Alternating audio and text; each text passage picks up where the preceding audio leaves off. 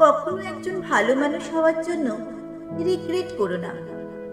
আমাদের প্রত্যেকের জীবনেই এমনটা ঘটে কোনো না কোনো সময়, যখন কিছু ভুল মানুষের পাল্লায় পড়ে তাদের খারাপ ব্যবহারগুলোতে আমরা এতটাই প্রভাবিত হয়ে পড়ি যে তখন নিজের ভালো মানসিকতার জন্য রিগ্রেট হয়।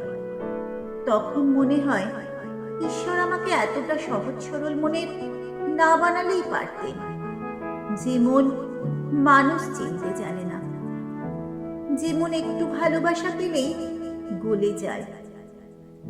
এখন সে ভালোবাসা মিথ্যেই হোক না কেন, যেমন সবার সঙ্গে ভালো ব্যবহার করতে জানে, যেমন মানুষ বিচার না করে তাকে বিশ্বাস করতে জানে। ঈশ্বর এমন ভালো মানুষ করে আমাকে না পাঠালেই পারতেন।